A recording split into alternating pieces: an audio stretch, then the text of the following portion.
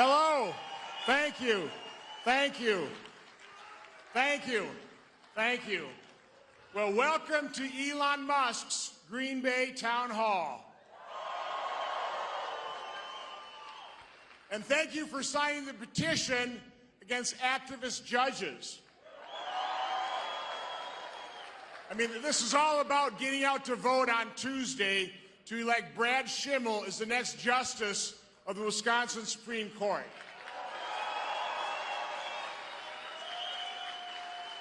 It's so crucial we do that. You know, I've been traveling around with Brad, and by the way, I don't know, and I see Governor Walker here, I know he was a tireless campaigner. I don't know of any candidate that I've seen in my years now in the business campaign more tirelessly than Brad Schimmel. He's just been phenomenal. And, you know, he's not doing it for himself. He's doing it to save the court, to save Wisconsin, to save America. Let's be honest. So I'm traveling around the bus with him the last couple of days, and then we do what they call press gaggles, and we go up and talk to the press, and every question is about Elon. Now, I don't know about you. I think what Donald Trump and Elon Musk is doing in terms of the Doge movement is brilliant. What do you guys think?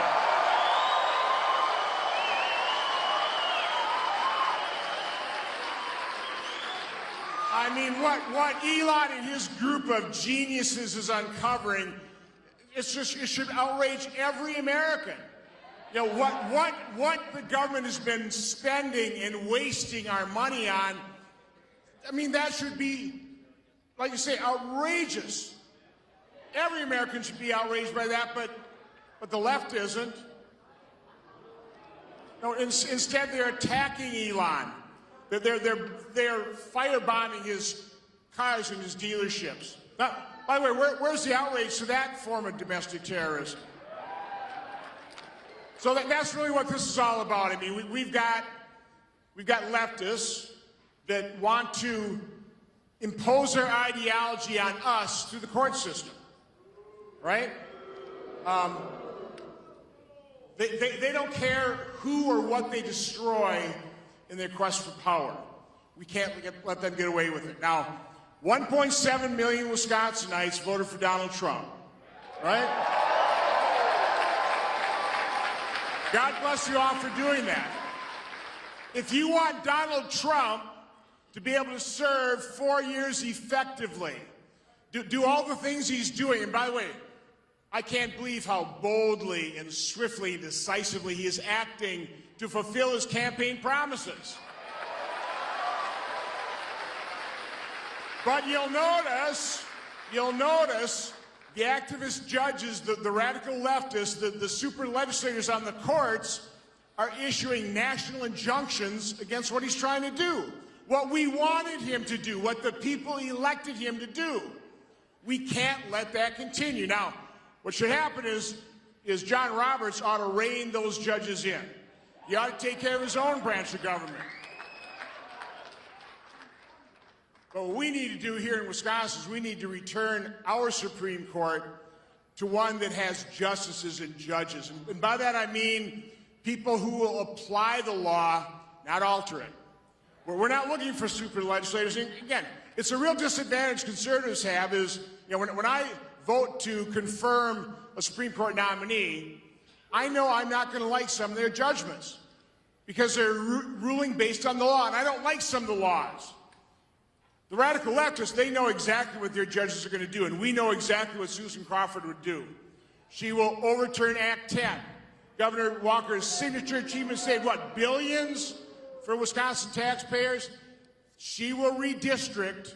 She'll be part of the group that will redistrict Derek Van Orden and Brian Stiles' districts. We may lose those wonderful members of Congress.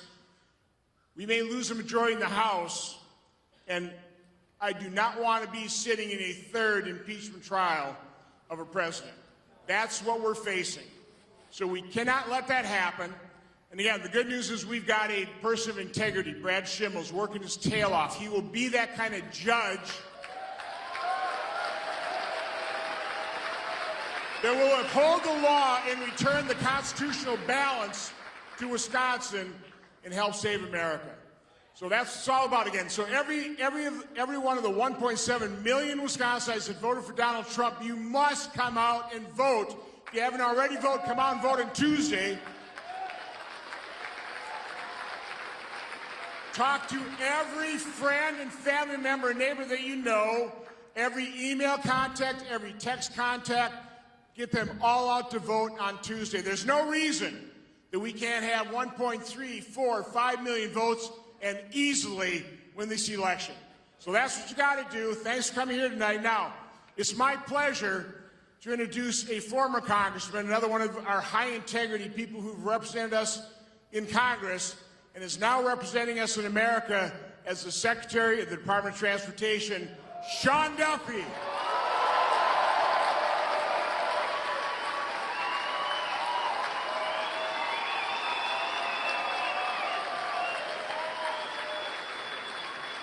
Hey, everybody. What an amazing crowd. Are we not blessed to have a senator like Ron Johnson? He's amazing. Also, somewhere here, Congressman Tony Weed is in the House. Tony, where are you? Right here. Oh, Scott Walker as well in the House. Derek Van Orden, I know, is here too. Our great delegation from Wisconsin. We are blessed to have fighters like that in Washington, D.C. Now, quick question for you. Is Donald Trump making America great again? Yes, he is. Now, he does have a little bit of help from a guy by the name of Elon Musk. That's true. Yeah. And I would argue he probably has one of the best cabinets ever in recent history, maybe. We're helping as well. I think all of us thought our government and the waste in our government, we thought it was bad. But after Doge's work, we can't believe how bad it is. This is horrible. So think, Stacey Abrams raises a couple $100 in her climate action fund, and then Joe Biden gives her $2 billion for her climate fund. Elon Musk found that there are 7 million Social Security folks on the rolls that are over 120 years old. Unbelievable. And I love what Doge has found at USAID. $1.5 million to advance DEI in Serbia. $2.5 million for EVs in Vietnam. $32,000 for transgender comic books in Peru. $2 million sex changes and LGBTQ activism in Guatemala. Your hard-earned tax money going to garbage like that. And so I never thought the left could get more crazy than they actually have become, but before this last election, they all wanted us to drive an EV. They wanted to force us into an EV. After the election, they're burning EVs. How crazy is that? And so I look at this and think, are you all sick of winning? No. If you're not sick of winning, let's not stop winning. And if you don't want to stop winning, this Tuesday is how you do it. This election couldn't be more important. The country is watching what's going to happen in Wisconsin. Because you have a radical leftist judge who wants to get rid of school choice. She wants to get rid of voter ID. She wants to redraw congressional lines. She doesn't like parental rights. She wants to obstruct Donald Trump's agenda. She's soft on crime. She doesn't believe in bail. And she believes that criminals are more important than victims. Unacceptable in this great state.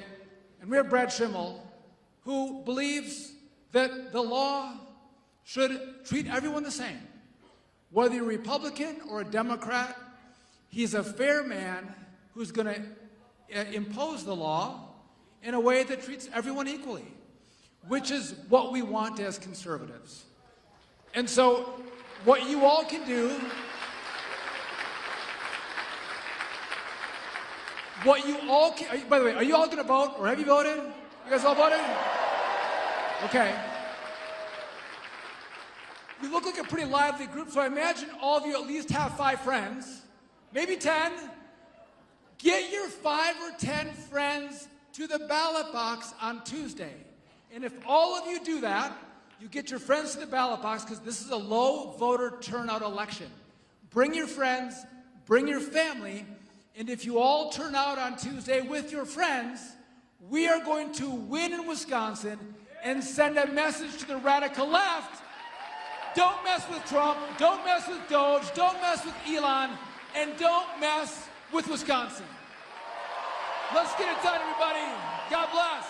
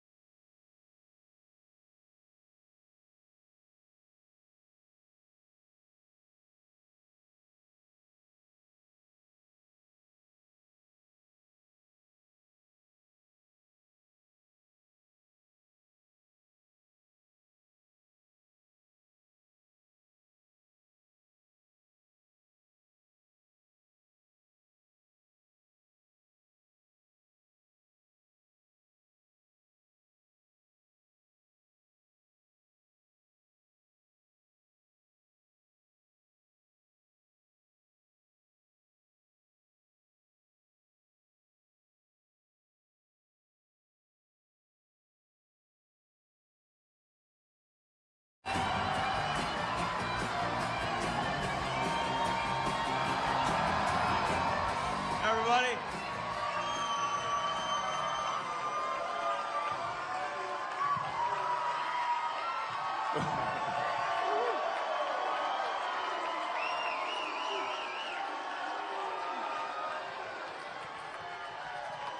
Thanks for coming. What do you think of my hat? All right, I'm gonna sign the hat and I'm gonna throw it out.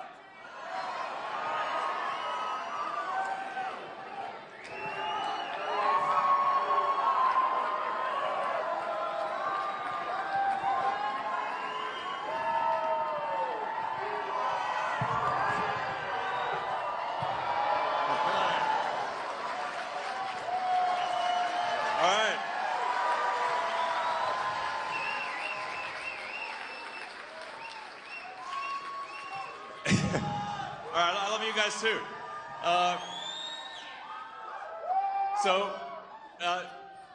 Thank you for coming out in support of this very important Supreme Court race in Wisconsin. It's actually something that I think it's one of those things that may seem like it's obviously important in the state of Wisconsin, but I think it could actually be important for the country as well, and maybe for the world.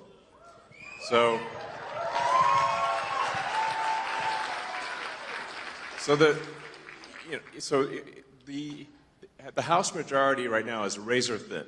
It's really just a few seats, and if the Supreme Court is able to redraw the districts, they will gerrymander the districts and deprive Wisconsin of 2 House seats on the Republican side. Yeah, exactly. The result of that could be that the House switches to a Democratic House. Yes, indeed. And then they will try to stop all of the government reforms that we're doing, and we're getting done for you, the American people.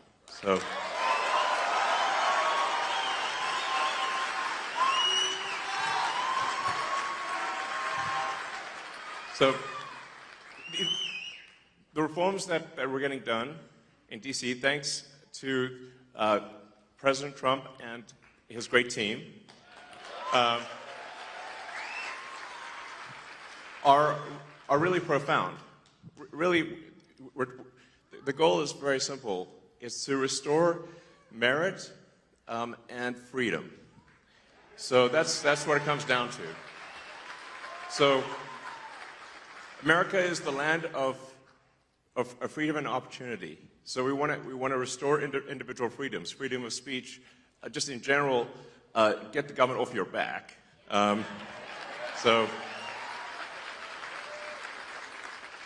And then make sure that you succeed in the United States as a function of your hard work and your talent, and nothing else.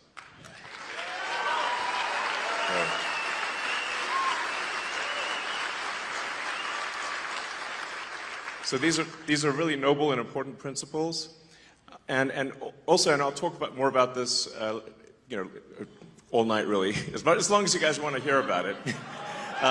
But as you may have seen with stuff that we've posted on the doers.gov website and the Doge handle on the X platform, there is a tremendous amount of waste and fraud in the federal government. Like, shocking, really. It's insane. Yeah, it's really wild. So, it was inevitable that at least a few Soros operatives would be in the audience. Give my regards to George. Say hi to George from me.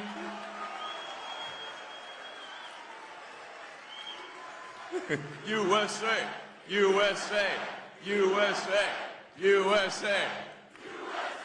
Yep. It was inevitable. I was waiting for that one.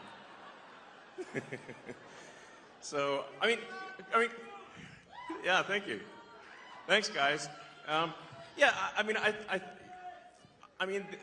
Isn't it shocking how much violence and hatred is coming from the left? I mean, isn't it supposed to be the party that they claim to be the party of empathy, and yet they're burning Teslas and shooting up dealerships and calling for the death of the president and me?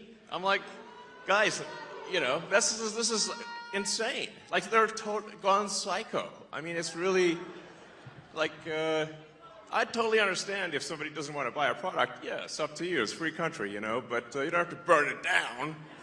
Okay? But much. That's somebody else's car. Leave it alone. Thanks, guys.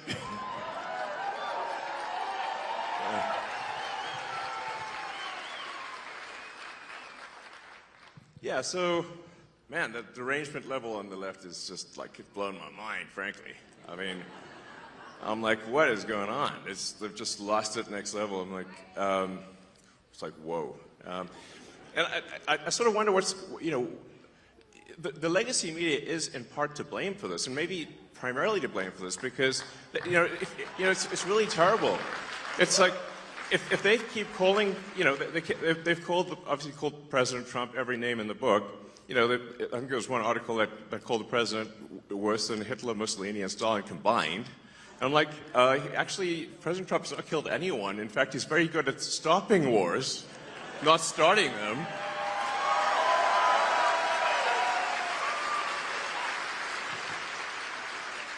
So, you know, we're really very different. Maybe we need to add some more history lessons back in schools. Because I don't know if people understand, you know, what the difference...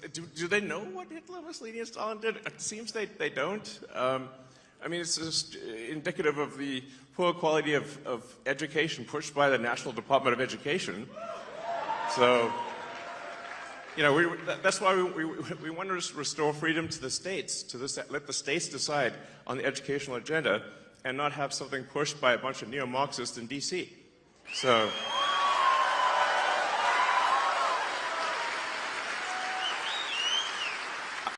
I mean, it is astounding how much anti-American propaganda is pushed on kids today in schools. It's mind-blowing. It's like, what the hell's going on, you know? So, anyway. But on a more positive note, we have this petition, you know, sort of against activist judges, because judges should be simply interpreting the law, not making the law.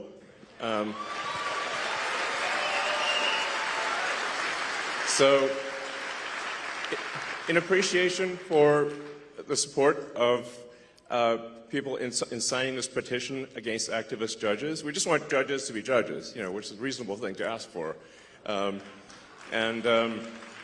obviously seeing like some crazy stuff in D.C. where, you know, it seems like it's like any federal judge can stop any action by the president, of the United States. This is insane. Like, this has got to stop. It's got to stop at the federal level and at the state level. But let me first hand out 2 $1 million checks in appreciation.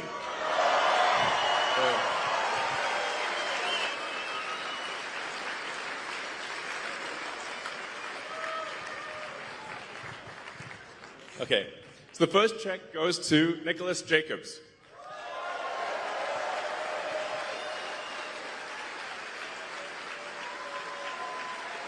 All right.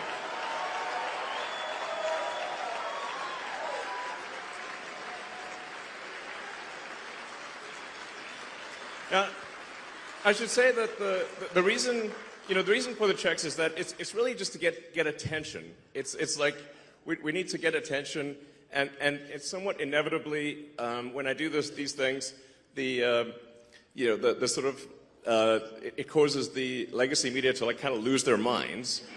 And then they'll run it on every news channel, and I'm like, I couldn't pay them it would cost like 10 times more, or you know, to get the kind of coverage that we get. So,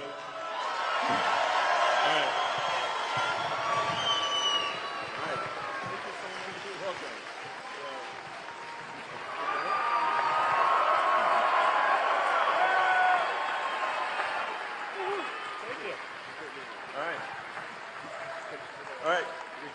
guess take it if you want. I think we'll get you a real one too. So, and then the second one is to Ekaterina Diesler. Let's see, hopefully here.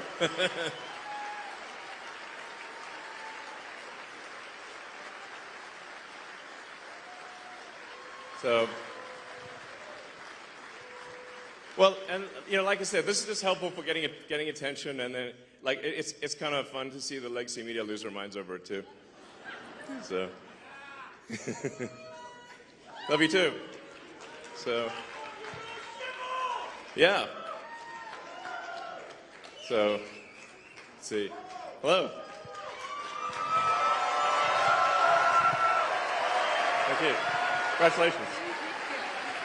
All right.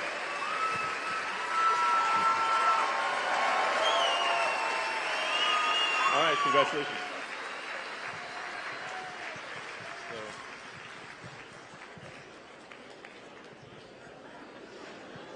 All right, so we're also going to be announcing, or we are announcing now, a program, sort of a Get Out the Vote program. That's the webpage should be going live, I think around now, which is at the America PAC website, or just go to the America PAC X account.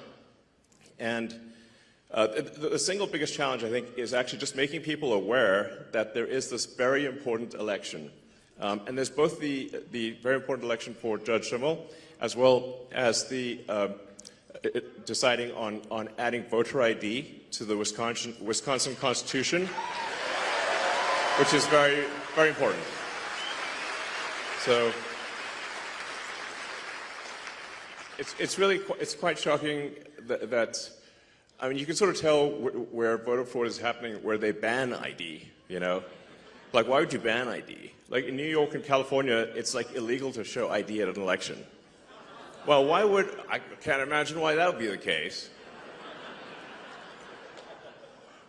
So, so two really important things is really just ensure judicial integrity on Tuesday, and then the voter ID thing. And, it's April Fool's Day. And it's like, I think most people aren't aware, like I said, most people aren't aware that there is this important election. Most people don't even know that there's an election at all. Or if they do, they aren't sure exactly when and where it is, and they aren't sure yet or they don't realize just how important it is. They think it's just, some kind of judicial thing that's not that important. But it actually, what's happening on Tuesday is a vote for which party controls the U.S. House of Representatives. That is why it is so significant. And whichever party controls the House, it to a significant degree controls the country, which then steers the course of Western civilization. So it's like, I feel like this is one of those things that may not seem that it's going to affect the entire destiny of humanity, but I think it will. No pressure. Yeah. So,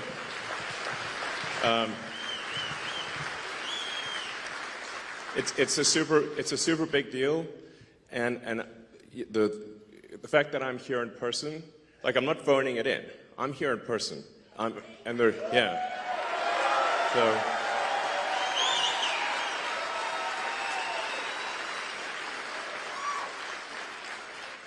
And there were quite a few death threats, I have to tell you.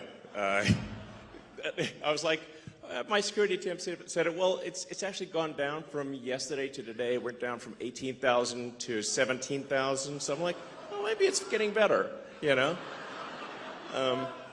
But you can see, like, how crazy some of these people are. Look at the two sort of people that tried to assassinate President Trump. I mean, that was, and one, they both almost succeeded. So it's real. Like, it's not like some imaginary thing. So anyway, what we're announcing is kind of like a block captain program where somebody can sign up to knock on doors in their zip code and encourage people to well, make people aware that there is a vote, and then aware of how important the vote is. So you can sign up to be kind of a block captain for your zip code on the America PAC website right now. Yeah, and if you do, it's like basically $20 for just taking a photo with somebody. It's pretty straightforward. You just knock on doors in your neighborhood and give them either a digital or a paper, picture of, Justice Brad Schimmel. It can be an approximation. It doesn't have to be exact. And they just have to say thumbs up and hold a picture of Judge Schimmel. And that's it. And you get $20. It's pretty easy. It's easy money. So, but the whole point of it is just to make people aware of the election and say that there is an election. It's on Tuesday, and it's super important. Please vote. So.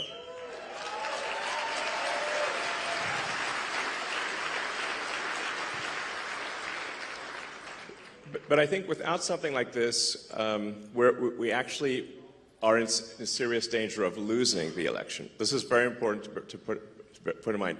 If you look at the betting market odds, so if you look at sort of the Poly market or Kalshi, like the betting markets, it varies between 85% and 90% probability of loss for Justice Schimmel. That's the current situation. So we got to pull a rabbit out of the hat next level. We actually got to have a steady stream of rabbits out of the hat, like it's an arc of rabbits flying through the air and landing in a voting booth. Interesting picture. Grok could probably make that picture. That's basically what's needed. We need to generate an anomaly in the matrix, and because I think there's currently the Dems are 100,000 votes ahead. But if the people that voted for President Trump simply vote on Tuesday, we will win. That's actually all it takes. Just vote. Boom. Done. Victory. So.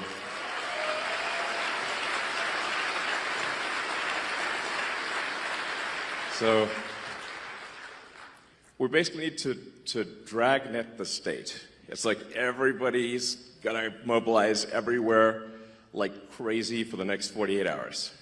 And I think this will be important for the future of civilization. It's that significant. So you don't hear me saying that very often. It's a big deal. So vote for Super Judge Schimmel. I call him Super Judge Schimmel. So,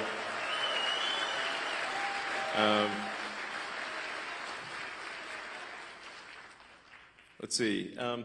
So with that, I think we can do Q&A, if you guys would like to do some Q&A. And I'm happy to answer any questions. It could be, about Doge or whatever you'd like to hear about. Because I think if you ask questions that the public would be interested in hearing, then those snippets will go all over the place, and it will be helpful to the public, at large and maybe even beyond our country.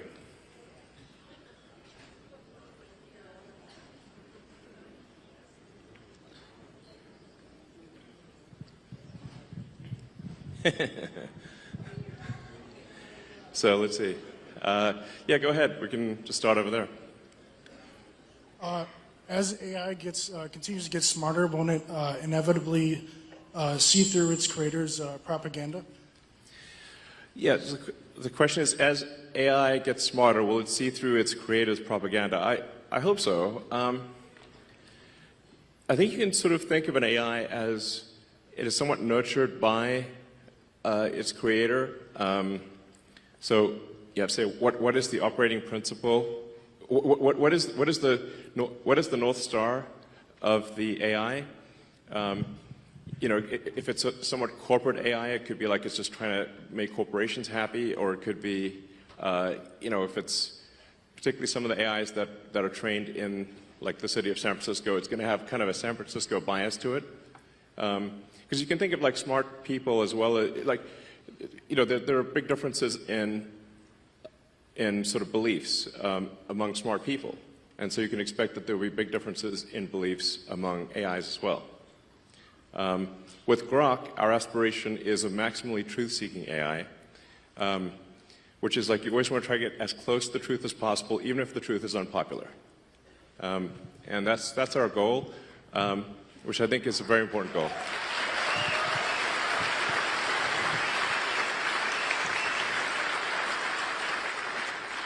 Hey, nice shirt. Oh, thank you. First of all, path of exile for life. But more importantly, as we see the whole world has turned to a fear-based mobilization effort. And we've seen that translate into violence. And the right's not immune to it because it can hit everybody's psychology. Sure. How do we beat that with optimism? Because that's going to be crucial to avoid mass eruption of conflict. Yeah, I mean, there does seem to be... you're right that the right is not immune from sort of hate and violence. It's not like nothing, but it does seem weirdly heavily weighted towards the left. I mean, like, I haven't seen anyone tearing off like a Biden-Harris hat. Like, we're just like, you feel a bit sorry for them, like, oh, maybe they're wrong there, you know. But you see people tearing off MAGA hats. And someone just, you know, I saw a video just today where somebody was just on an escalator, a woman was on an escalator wearing a MAGA hat, and someone going in the other direction tore the hat off her head. And I'm like, what? That's rude, you know. In fact, I sort of find myself in a strange position because I didn't think of myself as right. I thought of myself as centrist. But then the left went all the other way in the other direction, and now everyone's a Nazi, you know. Before you know it. And I'm like, wait a second, do you know what that means? Obviously not. So, but yeah, I mean, I think, you know, I believe in peaceful discourse and that, you know, we make arguments, verbal arguments, and the people decide which way they want to go. But we don't engage in sort of shouting people down or violence or burning things or shooting things. That's how democracy is supposed to work. It's peaceful discourse. Yeah. My question is about U.S. aid. Has the Doge team found any evidence that any of the radical left Democrats like Maxine Waters, Adam Schiff, Chuck Schumer have received money directly from USAID? And if so, will we be hearing about that evidence anytime soon? Yeah. So there is a massive amount of corruption, but it is circuitous. So what happens is there's money that, obviously it's your taxpayer money, that is then sent to various government organizations who then send it to NGOs, which an NGO is a non-governmental organization, but obviously, if it's a government-funded non-governmental organization, it's just an organization. It's just a government. And effectively, there's a giant fraud loophole, which is that the government can send money to an NGO that is then no longer governed by the laws of the United States. So they'll send the money overseas to one NGO, then they'll go through a bunch of them, and then I'm highly confident that a bunch of that money then comes back to the United States and lands in the pockets of the people you just mentioned. But it is a circuitous route. It's not like it doesn't go directly, but let's just say that there's a lot of strangely wealthy members of Congress where I'm trying to connect the dots of how did they become rich while earning, how'd they get 20 million if they're earning 200,000 a year? It sounds, nobody can explain that. So something's, yeah, we're going to try to figure it out and certainly stop it from happening.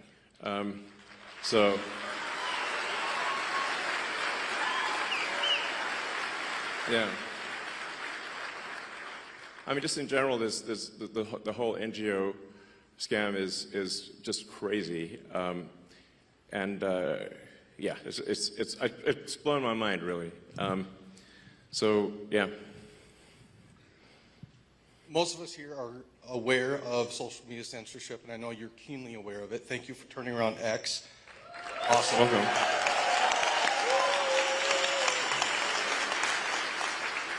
As censorship picks up in financial institutions, what can we do about that? So are you referring to offering financial services by X? No, Sorry. being kicked off of financial yeah. institutions for beliefs. Yeah. Well, certainly that won't happen during the Trump administration. Hopefully that can be enshrined in law, which is part of the reason why we need a Republican Congress. So you didn't see any Republicans kicking Democrats out and debanking Democrats, but there were a lot of Republicans that were debanked, thousands, which is really outrageous. So I think it does seem kind of one-sided, you know, this like trying to ruin people's lives and financially and violent protests overwhelmingly comes from the left these days. You know, it's like, and whereas the right is polite, you know, and fair as far as I can tell. So, yeah. Go ahead. Thank you for being here. Your comment kind of about the Matrix is kind of ironic because my husband and I watched the first Matrix and the sequel yesterday. My question is, when so much of social media nowadays, you know, whether it be X or YouTube or whatever, is kind of curated to like a person's particular beliefs, or even where we have protesters that show up to town halls or potentially are paid. How does America kind of come together? And it used to be where you could have a conversation and have discourse like you discussed, right, and still be friends even if you disagreed with kind of some of their statements. When you talk about knocking on doors, like to different people's house, like one kind of fear that I have is like, even if you talk to somebody, everybody has their own sets of beliefs and their own truths. So I guess how do you get through that? Yeah, well, I think what we saw there for quite a while was that all of the legacy media and all of the new social media were in lockstep together. And they were all parroting the same left-wing talking points. And they were suppressing any dissent and any so-called right-wing or frankly even centrist views. And with that's why I felt it was critical to acquire Twitter, now X, in order to enable that dialogue. So it's certainly a step in the right direction, and I think you've seen now once X was willing to break ranks and not censor Republicans, then you saw others also start to move in that direction.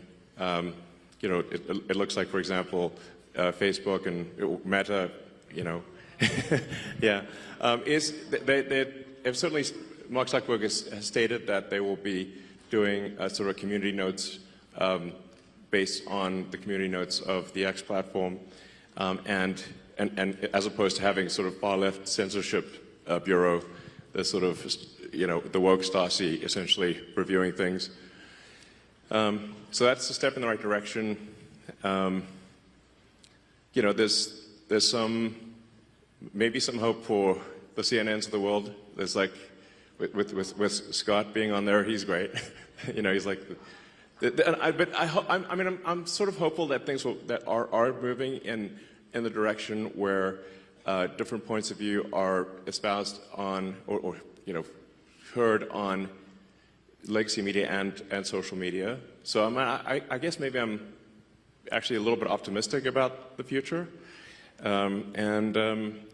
You know, on the X platform, you know, we don't prioritize you know, one side or the other. We try to be as fair as possible, and I will reply to, you know, prominent Democrats even if they sort of say terrible things about me. So, you know, it's like, yeah, we should have this discourse. And, So I kind of think, at least on the media front, things are going in a good direction. But on the but I am kind of perturbed by the sort of how aggressive these protests are. You know, where it's like, you know, there are people at these protests calling for the death of the president and death of me and, I don't know, probably death of others. You know, that's the kind of thing that's not cool, you know. At the risk of saying something outrageous, calling for murder is not cool. You know. So.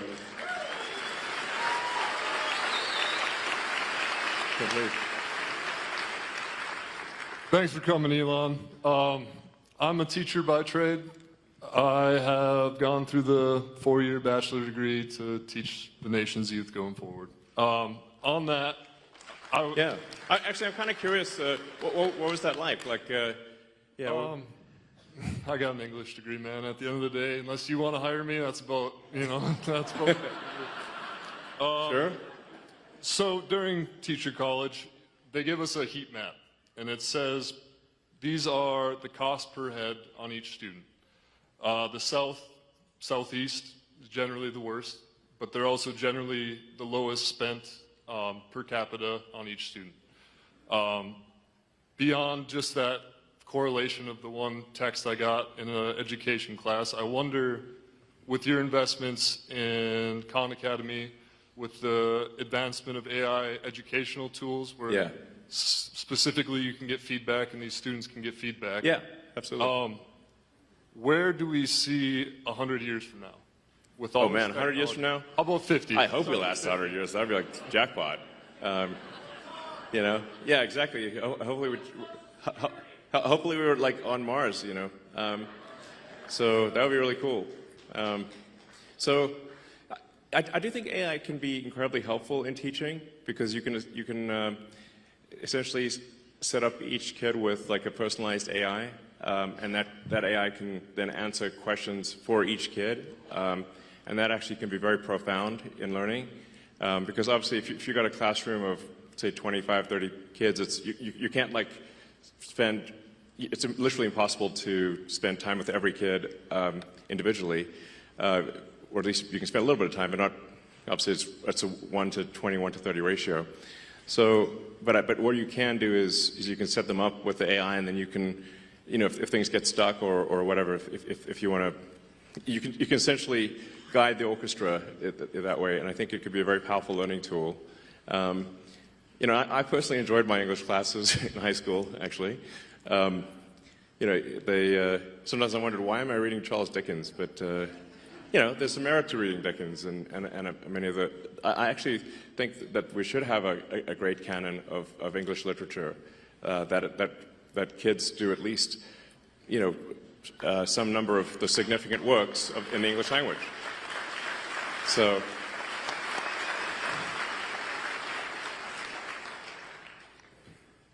I mean, this, yeah, it seems like very obvious to me, but yeah. And another thing with regard to teaching is that I think teaching is a very important profession.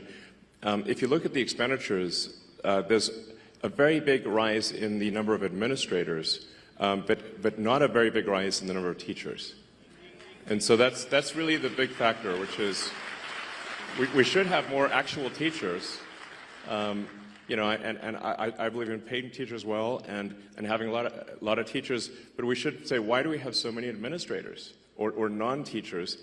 So administrative expense has gone ballistic, but teaching expense is more or less flat. Doesn't make sense. So. First, I would like to apologize to you on behalf of America for the idiots you have to deal with for what you're doing for us to improve our country. Second of all, my question is, what is your opinion on the Federal Reserve, and do you have any intentions of doing anything with them? And the Fed.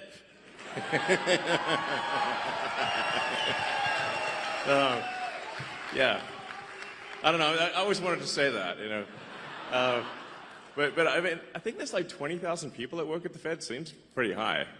It's like there's a lot of people that work at the Fed, and it seems like, why do we have so many people at the Fed, and what do they do? And you know, sometimes I wonder which one would win. You know, the federal for interest rates, the board of the Federal Reserve, or a magic 8-ball. And I'm like, I think the magic 8-ball might win. You know. So then I'm like, well, magic 8-ball is a lot cheaper. So, you know, it's like you shake it, it says, check back again later. I'm like, okay. Same thing. But I think what really matters is that government spending is not far in excess of government revenue. That's a fundamental issue that we have, where we have a deficit of $2 trillion, and we have interest payments that now exceed the entire budget of the military. In fact, that was a big wake-up call for me, was when the amount of money that we pay in national debt interest exceeded the Defense Department budget. I'm like, the Defense Department budget is very big, and interest is higher than that and climbing. That's a disaster. You know, so the very simple, straightforward goal of the Doge team is to get rid of waste and fraud. It's mostly waste. Or depending on how, you know, I'd say it's probably 80% waste, 20% fraud, something like that. But it's $1 trillion, so that's still a lot.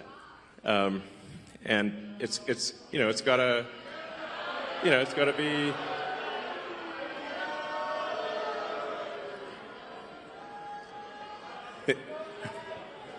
We got another Soros sleeper agent there.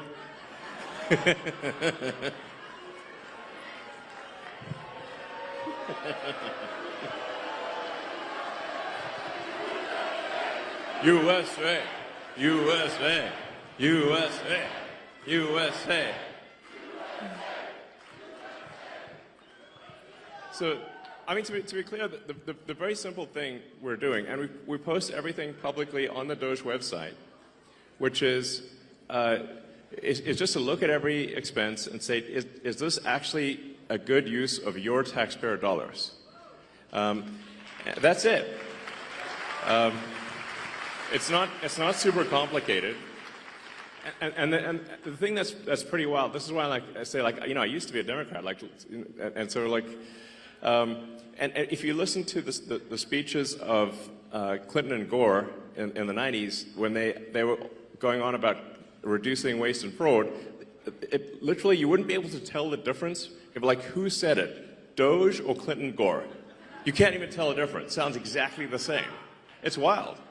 So we're really just trying to restore common sense to government and say, like, let's not waste your money, and let's make sure it's spent well, and that's it. And in trying to save $1 trillion of expenditures, what we're saying is, of the $7 trillion in government spending, let's see if we can make it 15% more efficient.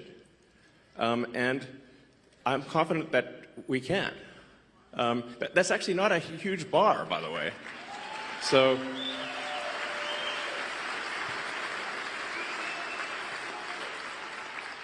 and when you see the crazy things that the government is spending money on, you can see a list of some of them.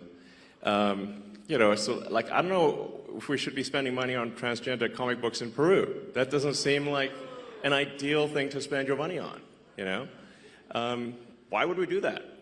If somebody in Peru wants to do that of their own accord, that's fine, but it shouldn't be your money that does it. So it just, and you know, we shouldn't be paying rent on empty buildings. You know, if people, I do think there is a role for government, but we just need to make sure, we're just going through and saying, and doing what I would call like an excellent and necessary and reasonably trusted review of organizations and personnel. So is this person doing a good job? Great. Is the role necessary? If so, that's good. And are they reasonably trusted, meaning they're not a psycho? Like, we're not talking about like political affiliation, just that they're not crazy. So, you know, what's wrong with that? I'm like, sounds super normal to me. So that's it. Now, in this process, one of the things that we've discovered, which is, I think, on the fraud side, which is a really big deal, is that the Democrat administration, the Biden administration, has basically taken every arm of the U.S. government and bent it towards creating a financial incentive for illegal immigrants to come to the United States. Now, this is every part of the government. So like Social Security, Medicaid, unemployment insurance, disability, even the IRS. So you can like fill out a fake tax return and say you need a tax, maybe I shouldn't tell people this, but it'll actually work. I mean, mostly, there's some chance you'll get caught, but if you fill out a fake tax return, you can just get a tax refund even though if you didn't pay taxes. So we're trying to stop all these things, to say like, okay, well, let's stop the waste and fraud, and we also need to turn off the massive financial incentive for illegals to come to the United States and stay in the United States. And this is really the thing that is causing the Democrats to lose their mind. You know, because they're actually spending, at this point, tens of billions to attract and retain illegals in the United States. It's really on that scale. It's a gigantic number. And the goal is to turn all the swing states blue. That means Wisconsin. So that's the goal. So with the asylum program, if they can get a green card within a year, and then they can get citizenship as quickly as 4 years after getting a green card, because the first year of being asylum counts for the 5-year citizenship waiting period. So this is a very big deal. A number of friends of mine have actually joined the government in order to help with this process. And I'd like to welcome my friend Antonio Gracias to the stage.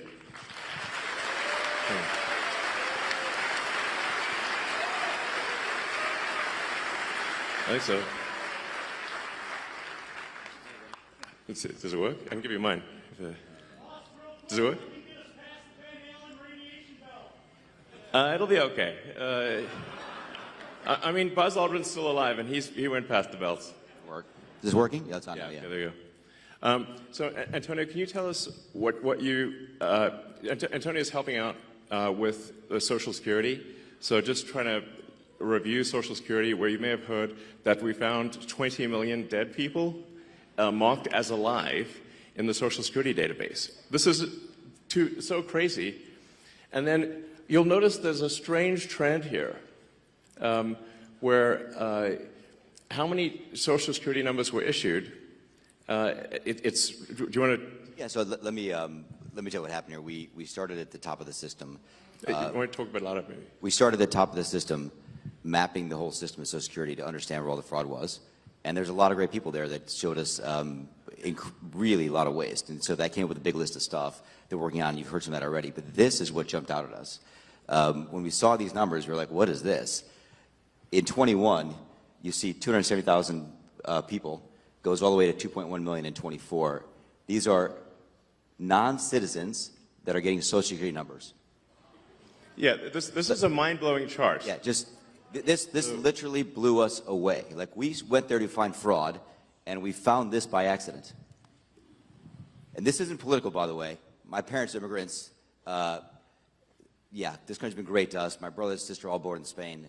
I'm pro-legal immigration. This is not political. This is not political. This is about America and the future of America. And there are a lot of good people in the system that pointed us in this direction. I want to honor them right now, that work in the government today, who took risks to show us these numbers and tell us what's going on. Yeah. So I want to stop for a minute. I want to honor those people today. Very good people. Very good people. I have been from D.C.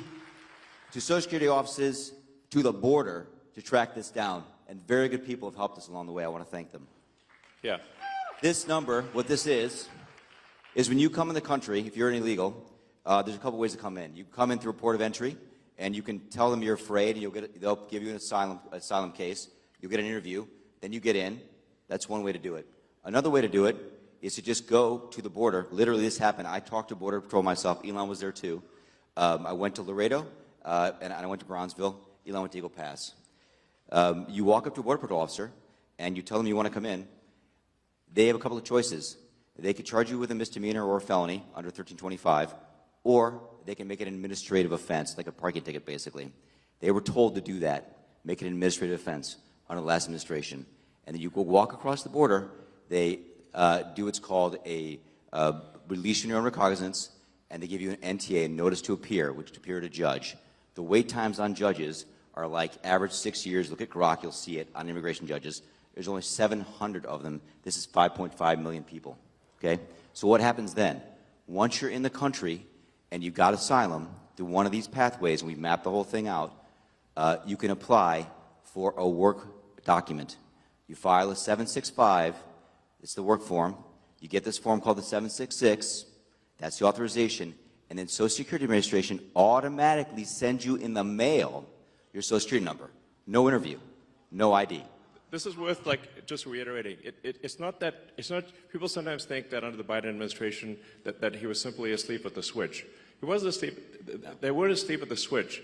It was a massive, large-scale program to import as many illegals as possible, ultimately to change the entire voting map of the United States and disenfranchise the American people and make it a permanent, deep blue, one-party state from which there would be no escape.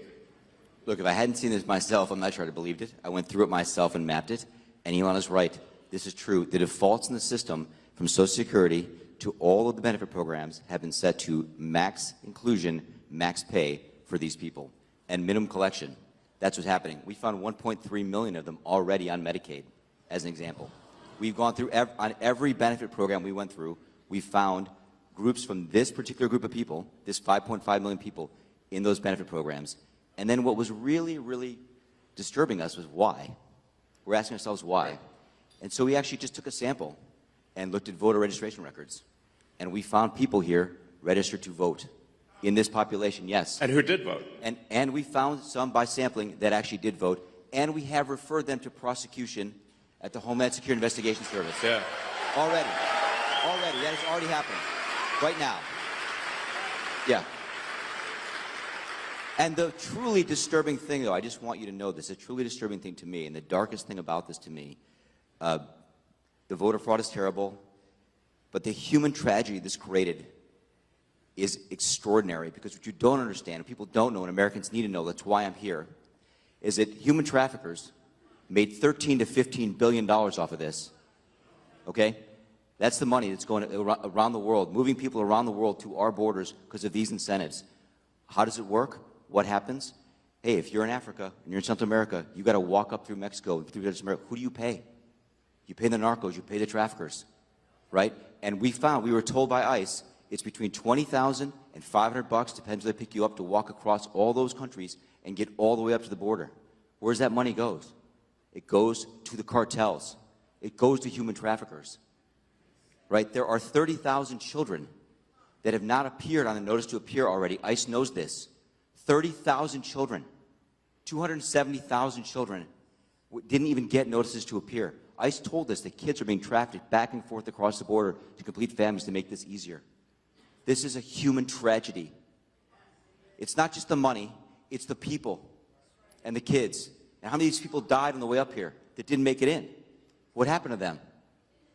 We created a system here that created a incentive for people to come and be taken advantage of by these traffickers. And how do you think they get paid? Well, you're in Africa, Central America, you got $20,000 or $10,000 or $5,000 to pay these traffickers? No, you don't. What happens? You come in, then you owe them the money. You're an indentured servant. If you don't pay them, what happens? What do? They kill your mother, they kill your brother, they kill your family. What happens next? That's what we discovered. And I have to tell you, it's tragic to me. The tragedy, the human tragedy this created is extraordinary. That's the real problem. This is America. We don't do this here in America. Yeah. We don't do this here in America. People come here legally, and that's great. Elon came here legally. My parents came here legally. That's the way to do it. This is outrageous. Yeah, it's pretty wild. I mean, you can see, because there's still actually a lot of people out there, especially in the sort of center third of the country, that somehow think this is made up by the right, or it's like some fiction. It's not that it's somehow not true, but it is absolutely true. And you can see that if you look at things like the state of New York, which tried to make it legal for illegal immigrants to vote in the state of New York. That was only shot down by the New York Supreme Court a few weeks ago.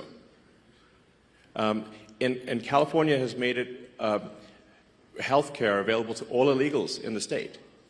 And they initially claimed that it would only cost $3 billion. It's now $9 billion and climbing. So it's really, if you create a massive financial incentive for people to come to the United States illegally, then that's what they will do. It's a very sort of, it'd be stranger, it'd be odd if that didn't happen. So the thing that actually has the Democrats losing their mind by far, the real reason for these attacks and sort of the burning of the cars and everything is that we're going to turn off the payments to illegals.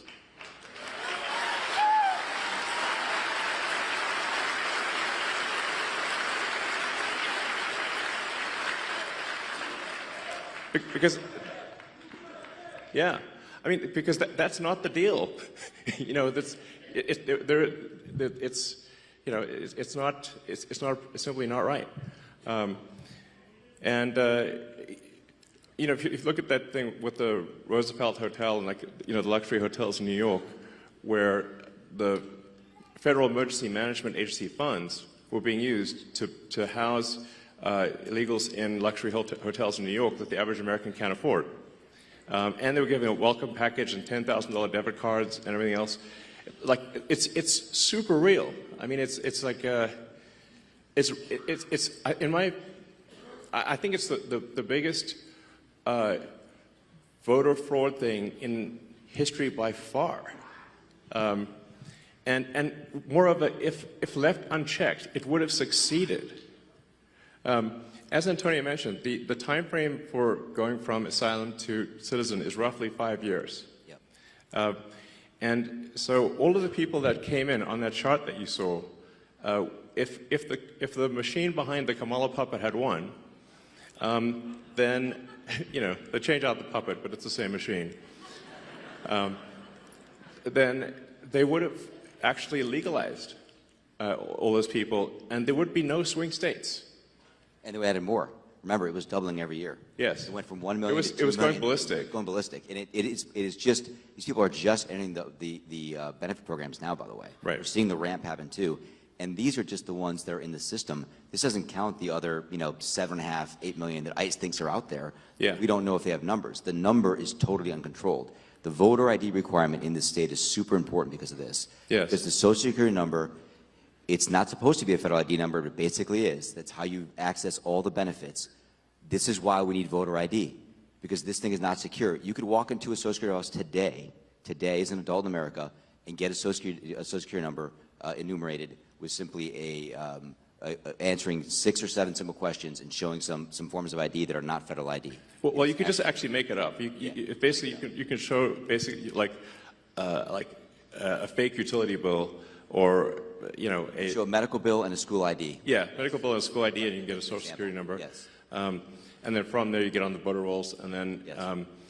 Basically Dem operatives will farm the vote. Yes. So the problem with this obviously is that if you turn the swing states blue, then there are no swing states, and then we're in a permanent one-party system. And as soon as they win that, they'll have the House, the Senate, the presidency, they'll pack the Supreme Court, then they'll double down on the illegals, just like California. So we've already seen this happen in California. California is supermajority Dem. So, but at least California is held back by the fact that people can move out of state. Once you can no longer leave America, they'll be far worse than California. So the gravity of the situation is severe. Help us clean up Wisconsin border wall. Yes. Yes. Absolutely. So, I mean, it's really simple stuff. Just having photo ID to vote is like, you can't buy something at the liquor store, but voting is more important than you know, buying a beer. So You're going to need a real ID to get on an airplane. yeah, you can't fly domestic flights. anywhere. Yeah, I mean, and like the same people who are saying that there should be no voter ID at voting stations demanded vaccine ID from everyone. Yeah. I'm like, that's weird, you know. So it's really about just restoring integrity to the voting system, which really should not be a right or left cause, but a cause for all. Do we not all want integrity in the voting system? Of course we do. Yes, of course. Yes.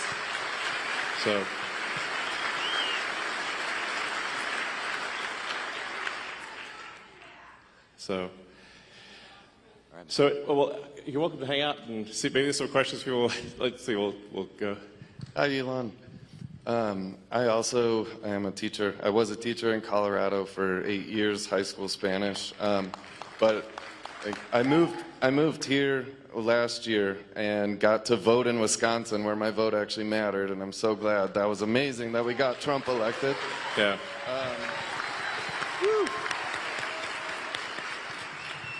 And I was listening to, I believe it was Patrick Bet-David. He called this perfectly, where he said, when Trump gets elected, he's going to go from enemy number one to Elon's going to be number one. And for the reason, I mean, he only has a couple years left, and we've all seen the left go after you and make you number one enemy. And just walking in here, we heard Nazis suck. There's all this horrible thing. And just on a serious note, I just want to let you know, my wife and I pray for you at night. Thank you. For your safety.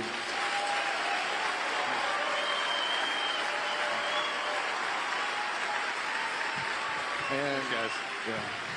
Thank you. I got to watch my hand gestures these days, you know. Yeah. But I think this one's safe, you know. You know, it's like you can't wave to the crowd. You don't know what'll happen. And I've been a fan of yours for like a decade, and I've been a walking Tesla ad to anybody who talks to me. Even though I never had a Tesla until I came to Wisconsin too, and it's 10 years old, but it's the best Model S I've ever had. Thank you. It's incredible. Thank you.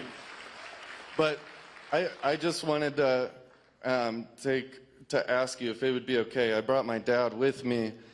He's a pastor, and I just thought, if it's okay with you, I would love for him to say a prayer for you as well, for your protection. Sure. Thank you.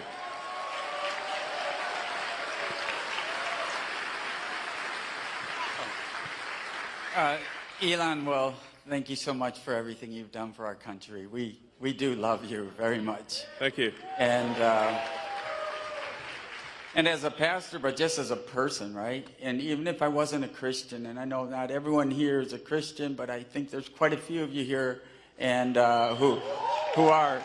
Either way, we love all people. That's not the issue. The issue is fairness, what you're talking about. The issue being just, and the justice being a weapon instead of lawfare, instead of actually just, and all this corruption you're talking about. And that's a bad spirit, if you want to say it that way, putting it nicely. It's something evil that has come against our country, our morals, our families, etc. And then you and the president and others getting attacked with this outrage and this hate. So if you would, allow me to pray. Thank you. You'd all who want to, please join me, bow our heads and pray. Gracious Heavenly Father, we are thankful for our country. We are thankful that God does bless America, and that God is the source of all goodness, love, and provision, and that you, Lord God, have provided a great nation with a great history. And although we've gone through many rough times, you're still very present and active with us. Thank you for protecting President Trump from that fatal attack. And we ask that you envelop and protect all of those who are fighting for justice, for freedom, for order, for dignity, and to reward people according to merit, and especially put your hedge of protection around Elon Musk, around his children, around his whole entire family, and all of his team members, that all would do good and just by our country, and freedom truly and justice would reign once again. We ask this in the name of the blessed Savior, Jesus Christ, who we remember during this time of year, who suffered and died for our sins. May you wash away all that is wrong with our country and start with us. We ask this in Jesus' name. Amen. Amen. Thank you.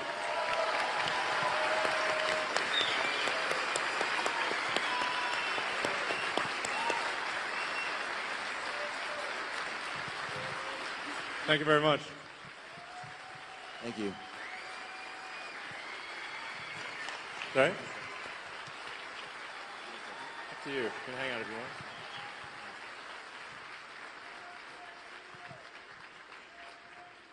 Well, that was beautiful.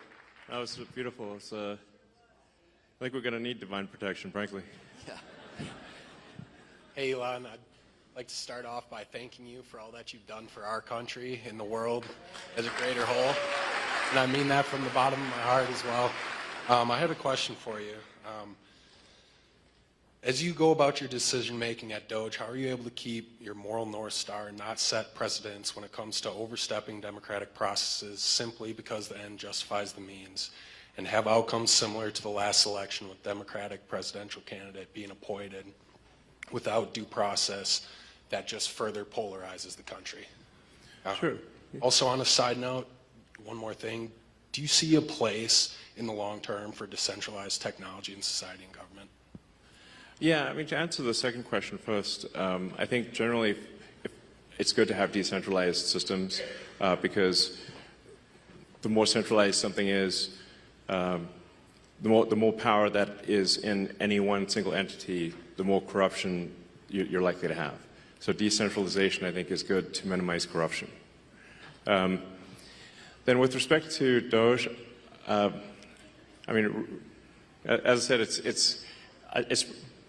we're trying to be as literal as possible. It's Department of Government Efficiency, and it's just literally going through and saying, okay, this money was spent. Is it money that most Americans would agree is sensible, or is it not? If it doesn't seem sensible, then we, say, well, we shouldn't spend that money anymore. We should stop it. So, and then we we try to be as transparent as possible. So all the Doge actions are posted on the Doge.gov website and on the Doge handle on X. So if people disagree with something, we can say, well, which part do you disagree with? When I get these sort of attacks of like, oh, it's unconstitutional, I mean, like, well, which expenditure is unconstitutional that we have stopped? And then they don't know, actually, because they haven't actually looked at anything. So now, obviously, a lot of this can be reversed with a new administration, but at least for some period of time, we're going to make sure that your taxpayer money is spent at least 15% better. It's not like I think it's a reasonable goal, it's a rational goal, it's a sensible goal, the net result, I should say, if we have the combination of a $1 trillion increase in economic output and a $1 trillion decrease in the budget deficit, then the outcome should be that there is no inflation or very little inflation from one year to the next. So at the end of next year, the prices will be at the grocery store will be very similar to what they are right now, which means that standard of living will actually probably be higher, a little bit higher. Whereas we've had rampant inflation to date, and inflation is really just a pernicious tax that has been used by governments throughout history. And it's very tempting for governments to use inflation as a tax because it's indirect. People see the prices rising at the grocery store or for goods and services or for houses, and they tend to blame the store, but it's not the store, it's the government. The government has reduced the value of money, and as a result, prices rise. So by by reducing waste and fraud, we'll essentially make the economy more efficient, and we'll shift people resources from the government to the private sector. And that will result in an increase in the output of goods and services, and so the average standard of living will therefore rise. So they're trying to make economics sound very complicated, but it's really not that complicated. The standard of living increases when the output of goods, average output of goods and services increases per person. There's basically more stuff, therefore you have more stuff to divide across the people.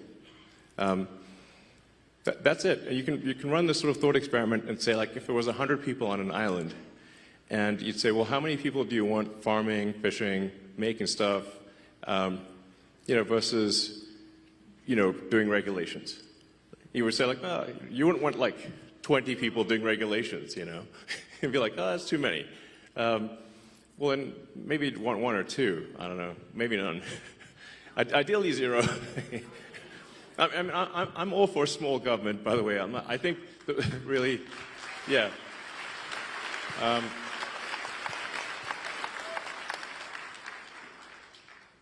When the United States was formed, there were only, you had the Secretary of State, the Secretary of War, which I think is a more accurate name than Defense, but it was Secretary of War for a long time.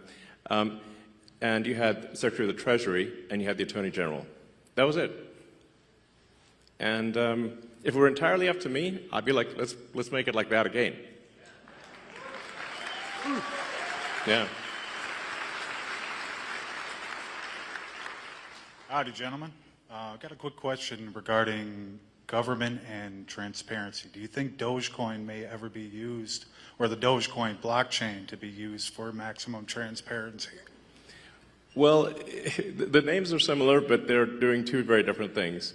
In fact, I was going to call it like the Government Efficiency Commission, but that's a super boring name. And then the internet said, no, it needs to be called the Department of Government Efficiency. I was like, well, the internet is right. So we changed the name from Government Efficiency Commission to Department of Government Efficiency. But there are no plans for the government to use Dogecoin or anything, as far as I know. So that they happen to be similar names, but really we're just literally trying to make the government 15% more efficient. It's kind of like most of the work that's being done it's kind of like homework. It's not like it's just work, frankly, it's like washing the dishes. It's not like, it's a lot of it's not super fun work. It's just, going through and looking at every expense and saying, why does this department have like 10 times more software licenses than people? That doesn't make sense. Why is the government spending $10 million a year on Politico subscriptions? That doesn't make sense. There's just one thing after another like that. It's like things that are just kind of boring. So it's like a ton of boring stuff. Like you do hear about like the sort of weird stuff that makes the headlines, but most of the costs that are being cut are just very basic, boring things. It's like homework at scale is what I'd call the Department of Government Efficiency. Elon, can I add something? Yeah, I think this question about transparency. I'm really selling it here. Yeah, no. I would say the principles that Elon has set out for Doge they begin with truth. Truth. Find the truth. Number one, find the truth. Why? Because the government's gotten so big that actually the people don't even know what's there. They don't know the source of truth. So these licenses, it's not like people bought these licenses because they're bad people and they wanted to pay Microsoft. They just kept buying licenses because Microsoft kept selling them. I mean, it's that strange. And we don't want to pick on Microsoft. It's like every software company, by the way. Any software company. Pick software company X. They bought these licenses because they just thought they should buy more licenses. More people coming in and there's no one there. People aren't coming back to the office, right? It's just finding truth. The number one principle is truth. And then transparency is number two, I think, on the list, right? So find the truth, make it public, make it transparent. And number three is, man, do it fast, make it efficient, and be urgent. Yeah. Those are the principles that Elon's put in the Doge. Yeah, it's worth pointing out, it's actually difficult to, you have to recalibrate how dumb things can be because it's the government. You know, frankly, it's like dumber than you think it could possibly be. So, you know, like for example, we found there were a whole bunch of what I call ghost payments going out, where the government contracting officer had retired or changed jobs or was dead or I don't know, they were not around anymore, and they forgot to turn off the payment stream to some company, and it's like leaving the money faucet on and you leave the house, you know, and it's just the money faucet keeps going, and it's a pretty rare organization that will complain about receiving money. So organizations, so then you're like, is that waste or fraud? I mean, the government did send them the money, but they didn't deserve it. So then, well, okay, we should turn off the money spigot if the contract is over, you know, type of thing. So one of the things that we made a recommendation to the Treasury that the payment classification codes and the explanation for the payment be mandatory fields. So just have a name attached. So we could just ask the person who approved the payment, is this payment a good payment? Does this make sense? This is the kind of thing that is normal in, you know, for individuals and for companies, but that was not the case. So the reason why the government could not pass an audit was because the information did not exist that would be required to pass an audit. Like, it was literally impossible because you just had all these blank checks going out with no explanation and no payment code. So how are you supposed to do an audit? It's literally impossible. So that's what I mean by, like, it's very basic stuff. Like, we just want the congressional appropriation payment code to be mandatory and a very short explanation. We're not even going to judge what the explanation is, but that there be any explanation at all and a name attached was revolutionary. And my guess is this will probably save $100 billion a year, like a lot, you know. So.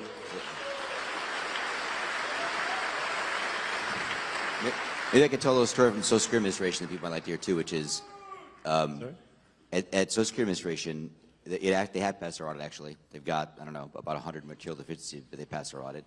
When we looked at the balance sheet, we found that $800 million had fallen off the balance sheet last year. $800 million. What do you mean fell off the balance sheet? It's exactly the question I asked, Elon. Thank you. Where did it fall to? Exactly. Where did it fall to? So I asked the auditors to come in. It's like a comedy sketch, you know, exactly. A comedy routine here. Where did it go? Exactly. But wait, where did it go? Exactly. So here's what happened. I asked the auditors to come in. I won't give the name of the auditors. Come on in. And I asked the audit partner myself. Where did it go? What is fell off the balance sheet mean? Is that a gap term or non-gap term? I've never heard that. What does it mean?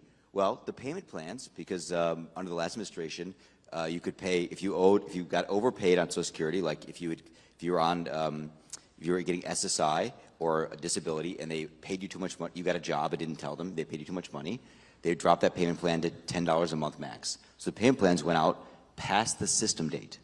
So if I remember correctly, it was 2047. Payment plans out past system date. When it went past the system date, literally, it fell off the system. Okay. It disappeared. And the officers were supposed to, the technicians were supposed to put notes in the system that this was going to be collected. The notes were so bad, the auditors concluded this could not be collected, and we literally lost $800 million. Gone. Okay. And I said to the auditor, how could that possibly be? And she said, well, you know, it's not really material. It's a $1.5 trillion program. I said, well, it's material if it's your money. Is it in the computer? It's not in the computer. It fell off the computer. Is it in the computer? It like disappeared Zoolander, the computer. That's in the computer. Disappeared. $800 million just disappeared. I mean, it's crazy. So there's like, it's one like nutty thing after another like that. Yeah, it's, yeah, I mean. It's crazy. Anyway, we're just trying to basically fix the computers so that we know what the heck's going on.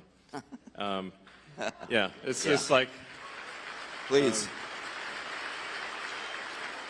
And you know, like I said, being fully transparent with the American people, so you know exactly what's going on, and just making sure that you know, yeah. Anyway, money is not wasteful or fraudulent. You know, one interesting statistic was that 40% of the calls into Social Security were fraudulent. Like meaning that it was someone trying to get a Social Security payment that was going to a senior to go to instead to go to a fraud ring. So that was almost half of the phone calls were fraudulent. Probably the other half were people asking, what happened to my Social Security? This is true, actually. You know, like, hey, where did this is bananas. Yeah, I mean, we found this, actually, the people there at Social Security knew this was going on, and they had been complaining about it for a long time, and no one fixed it. And these were mostly criminal rings outside the country, in other places in the world that are jamming up the phone systems, calling in, using just these six simple security questions, because you can actually, this was how crazy it was, you could change your direct deposit information at Social Security by simply answering 6 questions on the phone, like your mother's maiden name, your date of birth, etc. Like stuff you can find on the internet. Easily found on the dark web. That's why it was so easy. It was a huge, huge exploitation, super open door. I mean, the bank vault was open, and the criminals ran right in and took the money, and they took it away from our seniors. Mm-hmm. Right? So what happened is, if like my dad's 84, he'd go get it, thought his check was supposed to be in the bank account, wasn't there, then he's got to go through a whole process to get the money back in the government, which takes a long time. It's the government, right? So we put in a very simple 2FA system. All this nonsense you see in the media about, we turned off the phone lines, but it's not true. All they did actually, we recommended to Social Security that they put in a very simple 2FA system, and they will... Two-factor authentication. Two-factor authentication. They same kind of thing you do at the banks. Like, pretty simple. If you have a bank account, you do this. And you know what? They did it. They said, yeah, you're right, we should do that. They went and did it. Good for them. They did it. No one had the will to do it. They did it. And they're going to keep increasing security. We've given them a lot more recommendations, and they're on the road to increase security, stop all this nonsense, so our seniors and our people that are disabled don't get stolen from. Yeah, this is really worth emphasizing, because like the radical left are saying that like somehow we're stealing Social Security. Like, first of all, I don't need the money. Okay, in fact. It's costing me a lot to be in this job. You had like Tim Walz dancing on stage showing a chart of Tesla stock, which is a really awful thing for him to do. Because what they're trying to do is put massive pressure on me and Tesla, I guess, to I don't know, stop doing this. It's my Tesla stock and the stock of everyone who holds Tesla went roughly in half. I mean, it's a big deal. So not only am I not getting I'm not getting paid, definitely not stealing money, and would never get away with it.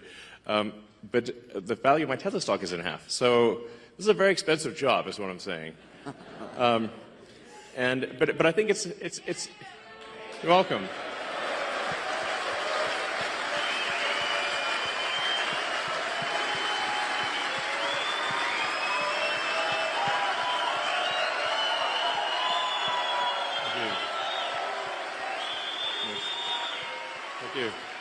Thank you.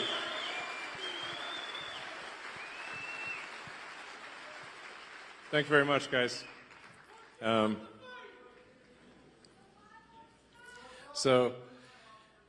long term, I think Tesla stock's going to do fine. Maybe it's a buying opportunity. But the actual thing we're doing is making sure that people do get their Social Security and that it doesn't get stolen. 100%. Yeah. Sorry, go ahead. Hi, Elon. I got a question for you about Dodge. Great shit. Everybody in this room has got a bunch of money sitting in a bunch of little boxes in a bunch of different states. And it turned into crickets when you brought it up online that you were going to go check our gold. And I'm worried about the Democrats and Joe Biden's last administration with the money not being there. Did you get blocked, or are you still able to go check that? So I'm not sure I understand exactly what you're referring to. Fort Knox. Oh, Fort Knox. Oh, yeah, right. Oh, yeah. Well, that's up to the president, of course. But I think it would be, I think it would be awesome to live stream Fort Knox. I mean, that would be really fun. And after all, it is actually the gold of the American people. So the American people should, it seems to me, have a right to see their gold. You know, hopefully it looks really cool.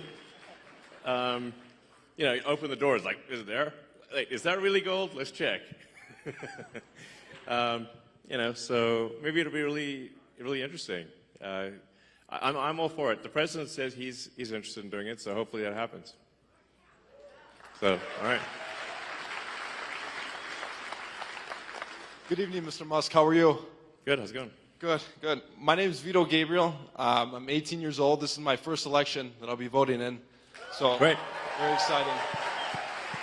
Oh, actually, that reminds me. So it is actually possible to both register to vote on Tuesday.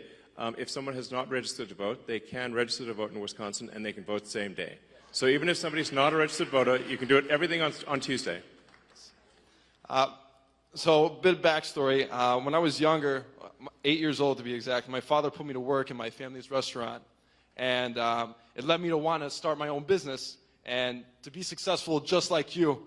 And in my opinion, you're one of the most successful businessmen to ever live. And so, what advice would you give to young entrepreneurs who want to start their own businesses and give back to this great country? Well, sure. Well, it is very hard to start a business and have it succeed. You know, it is true that most businesses that start do not succeed. So, I mean, I guess I'd really just say, you know, if there's a product or service that you think is really needed, then you go out and you make that product, or you produce that service, offer that service, and try to be as useful as possible, really. You know, it's like whether, you know, it's a great restaurant or store or a technology company or whatever the case may be. It's really just like, are you doing things that are useful to your fellow human beings? And you know, if you are, then I think the company will be successful. So that's really what it comes down to, is just being useful. Like, people ask me, like, what's the top advice? I'm like, try to be useful. It's actually very difficult to be useful. You know, but you know, I have a lot of admiration for anyone who just does an honest day's work. You know, making products or producing services for their fellow human beings. That's what a company is. You know, that's it. So. But it is hard. I mean, to be totally frank, like I generally say, if somebody needs encouragement to start a company, I would recommend not starting a company.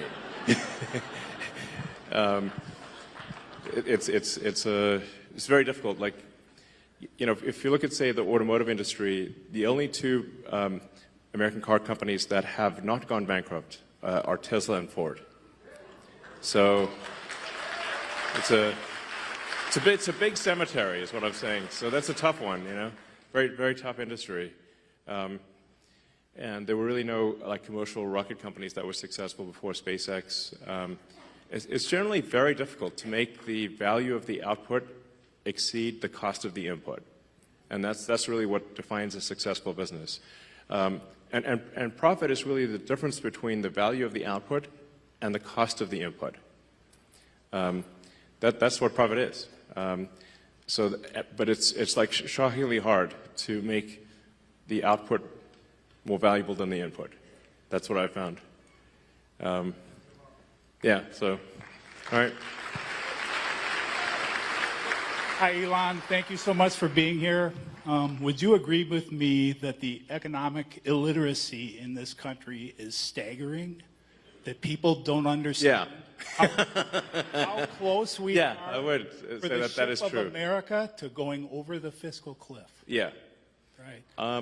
Yes. Most people, actually, I think most people, well, I think a lot of people don't know what a national debt is. Like, how did this national debt come about, and how come there's all this money that somehow we owe it, but we didn't sign up to owing this money? But there's, you know, it's over $30 trillion of national debt, and that doesn't count future obligations. That's just, then it doesn't count state and local debt. So it's a lot of, basically, it's a lot of money that the government has signed everyone in America up for. Yeah, so there's, if we don't do something about it, then eventually there won't be any money for anything. We'll just be paying interest. You know, a company, so I should say, a country is much like a person. It's just bigger. A country is a collection of people. But just like a person can go bankrupt, a country collectively can also go de facto bankrupt, essentially by diluting the currency to where it's worthless. And that's where we're headed unless we are, you know, take immediate and dramatic action with respect to government spending. We're in deep trouble, basically. You've seen this in places like Venezuela, Elon. Yeah, exactly. So you've seen in a lot of countries where it's things have gone to hell in a handbasket, and it's like we just need to not do that, you know. So if the ship of America sinks, we all sink with it. You know, this is something that I try to tell people in the sort of commercial sector, that like you're not going to, your company's not going to make it if the ship of America sinks. So we all got to, like, you know, work together here to make sure it does not. Yeah.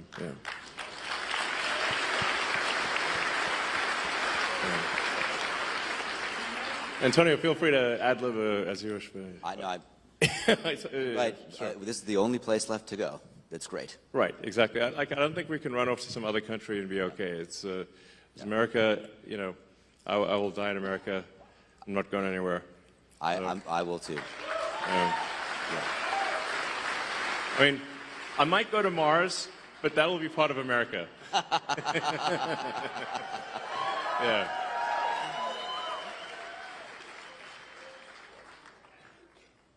Hi, Elon. Thank you so much for taking the time out of your busy schedule to be here today with us in Green Bay, Wisconsin. Yeah. Woo. I just want to say that Doge's findings demonstrate to the American people that the government clearly does not care about our hard-earned tax dollars. I'm only 26, but I can imagine it's frustrating for people who have worked their entire lives to see their tax dollars going to fraud, waste, and abuse. And you alone have contributed so much money to our government yes. via taxes, so thank you. You're welcome. But I'm sorry that your money's not being spent very well. You've clearly shown your leadership and team is capable of transforming our government into something better than what we see today. I just want to say I'm sure I'm not the only one who's wondering, but we know that Doge has found quite a bit of money, and we would like to see some of that returned to the American people. Do you have any information on when Doge checks would be written or sent out? Sure. Well, I guess we need to be successful at scale. We've made a lot of progress, but there's still a tremendous amount of work to do. Effectively, as government spending is made more efficient and spending is reduced, the tax by inflation is reduced. So one way or another, you will effectively be better off if resources in the United States are not wasted. And it's somewhat up to the Congress and maybe the President to as to whether specific checks are cut, but whether a check is cut or not, if you reduce wasteful spending, the economy is going to be better off. People will do more useful jobs than before. The total output of goods and services will increase, and then the average standard of living will increase. So that's yeah.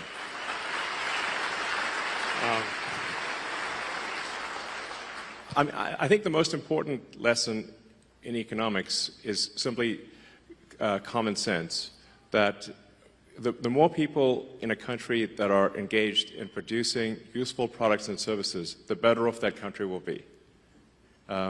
Like you could run the sort of thought experiment to say, in the limit, if we moved everyone in the car industry into the DMV, there would be no cars, but there would be a lot of regulators.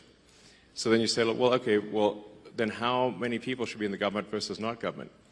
And generally, I think you want to minimize the number of people in government. There's still, be a lot of people in government, but you want to keep that to a minimum and move people from low to negative productivity roles to high productivity roles in the private sector. Yeah. Okay. Hey, Elon. So the first time I heard about population collapse, I think was from you on Joe Rogan. I grew up in the generation where it was very overpopulation, global warming. A lot of people don't want to have kids. My wife and I just had our first. She's a year. Oh, congratulations. Hi, John. Thank you. Amazing.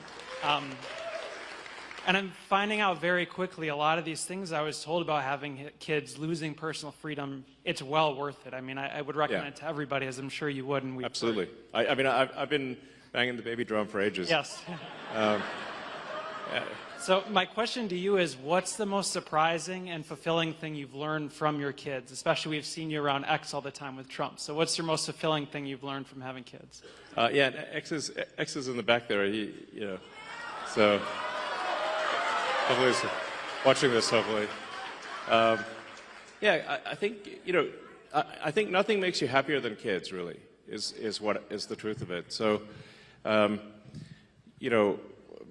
kids are my greatest source of happiness, and I really encourage, as Antonio knows, I've encouraged all my friends and everyone to have kids. It is concerning. The United States has been below replacement rate. The birth rate in the United States has been below replacement rate since roughly when I was born, around 1970, 71, thereabouts. And I think last year was the lowest birth rate on record. It was very low. And then we're seeing this trend in almost every country on Earth. This is worrying because it's like, well, if something doesn't happen, humanity is going to disappear. So it's, I think, very important to have kids. Kids will make you very happy, but there's also we got to keep humanity going here. No humans, no humanity. It's Elon practices what he preaches too, by the way. He's having lots of kids. Sorry? You practice what you preach, and yeah, for sure. And he tells all his friends to do it too. I can tell you that for sure. For sure. Yeah.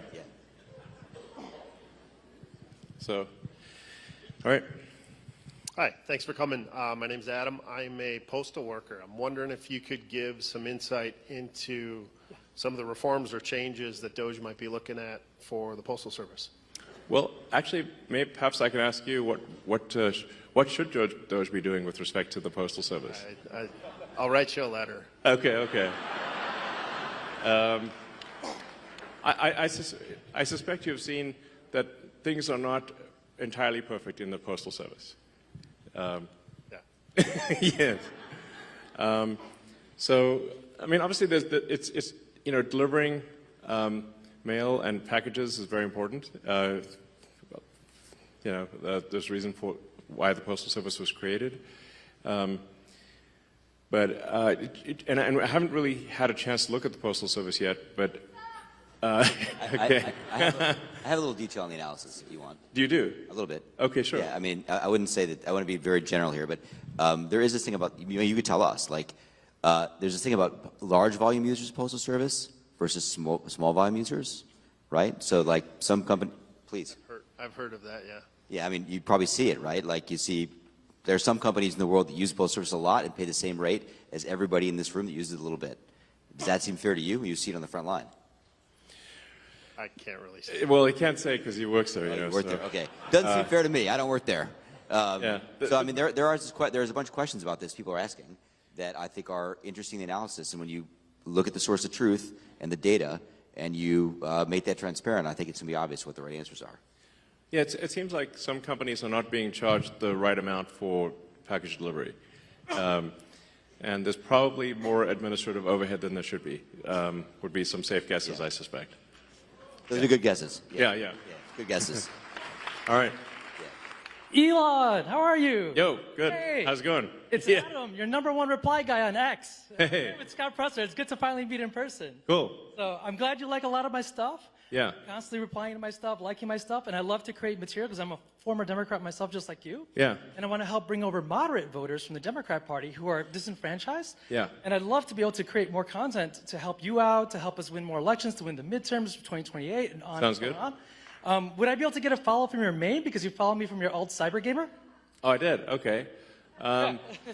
Yeah. At this point, yeah, sure. I'll do that. Sure. I mean, it's right now. I used to only follow maybe a few hundred accounts, and it was possible to read most of what they posted. But now I think I follow like 1,100 accounts, which makes it impossible. So like it's just like I can only see a few things that people post at random, essentially. Yeah, but I'm trying to digest as much information as my human brain can manage. But yeah, thank you for your engagement, and just in general, like trying to report on what's really happening is great. Thank you. Thank you. Mr. Musk, thank you so much for being here and bringing attention to what's going on with our Supreme Court here. It's very important, and I think it would have gotten no attention, not even half of what it's getting now, if you hadn't stepped in, for good or bad. Yeah. Negative press and good press. We thank you for that. Exactly.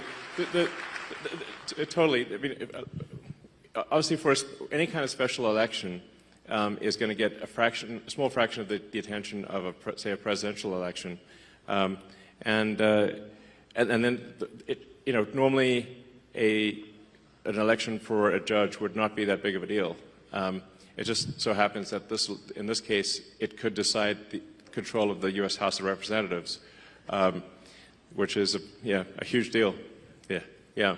My personal experience with Judge Crawford, I am a family that she moved a pedophile right next to our home. What? Really? Yeah, it is a true story in the ads that you're hearing from Mr. Schimmel. I am one of the homeowners that had to live next to him for many years, unaware. So the letter that I wrote to her, I'm sure, played into what we're experiencing now in family court. We're veterans 20 years. It just was not good for him. It was not good for me. And we're trying to work through our family court situation. But what we're realizing is the two strategies that they use are indoctrination or intimidation.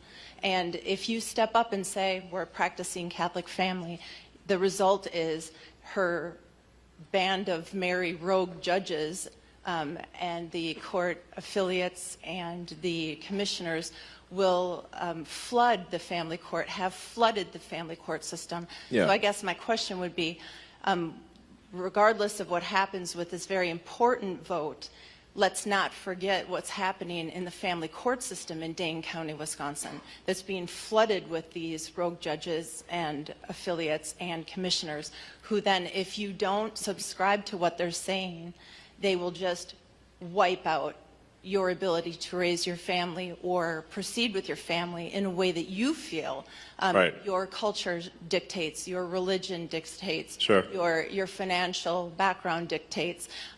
It has gone completely bananas. And I'm wondering what you can do to keep the light shine on our court system in Dane County. It does have a lasting effect on families, and it will breed out our ability to raise our families in the spirit in which we feel is most healthy for our young, our children, and the sanctity of our family. Absolutely.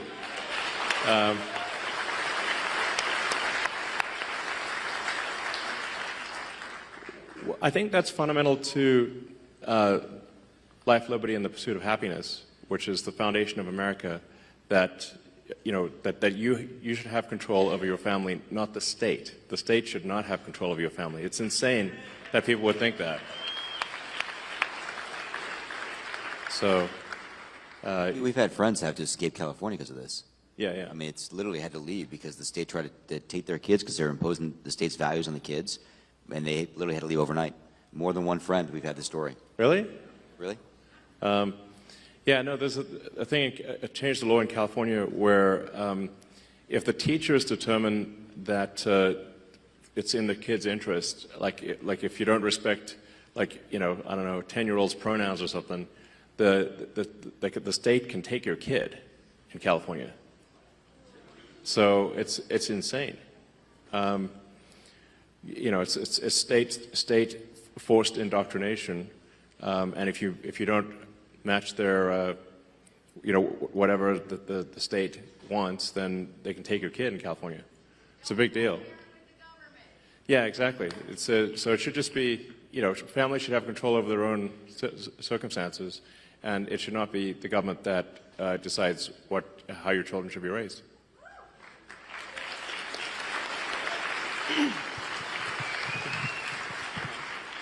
Hey, Elon. My name is Josh. There's a lot of questions, I see. There is. We're going to answer everything at this point. So, I'm sorry. Please go ahead. Sorry, go ahead. Thank you for taking the questions. Yeah. A lot of people, I agree. So I was wondering, I noticed that there was a second Mechzilla being built at the Starbase. Are we going to go for a launch for the Artemis mission coming up? I mean, that's a very sort of space question. So there are 2 towers in South Texas, and then we plan to build 2 towers at the Cape in Florida, and then probably some more elsewhere in the future. But there'll be twin towers at the Cape and twin towers in South Texas at Starbase. So, all right. Hey, Elon. Good to meet you. Thank you for everything you're doing for the country and the world. Yeah, thank you. I have 2 questions. They asked me to keep it short. Sure.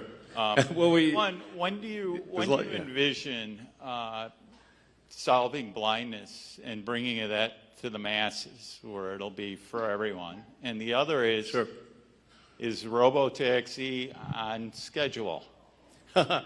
Yeah. Well, there's certainly a wide range of questions tonight. Yes. So for Neuralink, we've actually had Neuralink has had in monkeys a working device we call Blind Sight, where it's been working well and monkeys are healthy for a few years now, and we're hoping later this year to do our first device implant for human enabling someone who is completely blind to see. It's going to be low res at first, like Atari graphics, you know. So I want to set expectations appropriately. So it'll start off with like very low res, but then over time, I think eventually the implant would enable vision that is like superhuman. So that'd be pretty cool.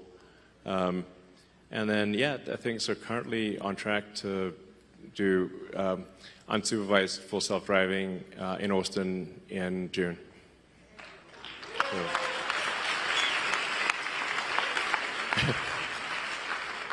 So I think we probably we'll take maybe 4 more questions, so just 2 from that side and 2 from that side, and then we'll call it a night.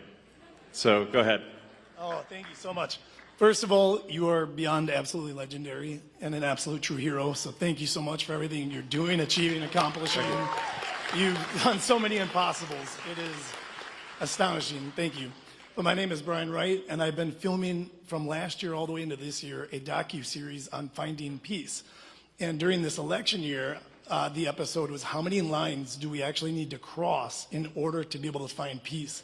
And I wanted to ask you, where do you feel like we are in this divide? Are we so far divided as to where there's no coming back to the middle, or where do you see us being? Yeah, we should restore the Smith-Mundt Act so that the government cannot spy or issue propaganda to the people. I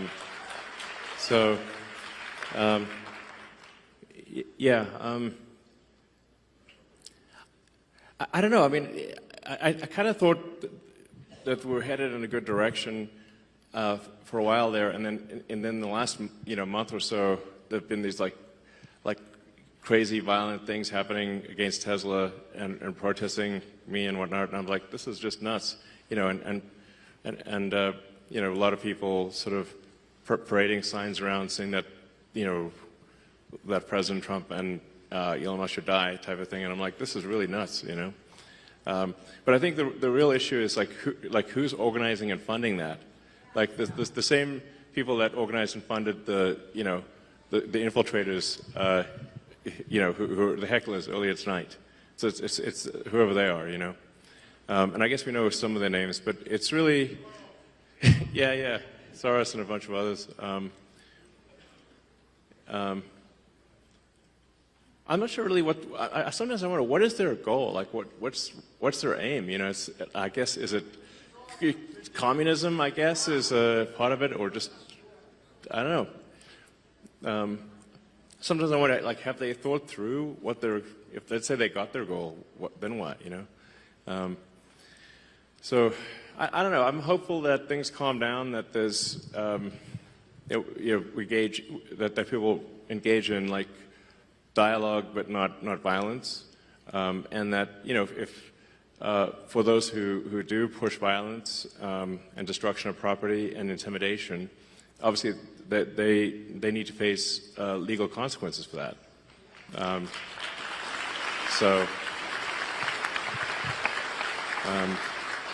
And the president has said that, you know, that needs to happen. Obviously, if people are pushing violence and destruction of property, that is against the law, and they need to face the consequences of that. So, thank you. Yeah. Thank you, Elon.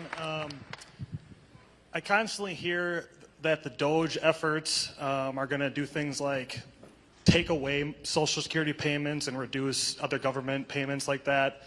You've touched on it tonight, but yeah. Can you you've discussed this at length over the last few months. Yeah. You talk again about how the Doge efforts are actually going to affect things like the payments and other programs like that. Yeah, I guess it would be helpful because, so I just stated as crisply and clearly as possible that Doge will absolutely ensure that people get their Social Security, make sure they get their Social Security, make sure they get their Medicaid, and will not be cutting any legitimate payments whatsoever. Crystal clear. I would just add to this. I've been there, working there, and I spent about the first 3 or 4 weeks of my time in the Woodlands actually working in Social Security Administration. 100% what Elon's saying is true. Nothing has happened on the ground that would impact the level of payments going to people that legitimately are owed those payments, period. A lot is going to happen to people that are stealing from the system. Yeah. Yeah. They're not getting the payments. And you know who's screaming? They are. Because they're committing fraud. And we should take that away from them. Because they're stealing from all of us in this room and our parents. And they're going to scream loud. And it's going to get louder. But thank you for asking that question, because it is something that, as obvious as it sounds, it's a great question, because we just need to be very crisp and clear. Doge will make sure you get your Social Security. Doge will make sure you get your Medicaid. There will be no cuts to legitimate payments whatsoever.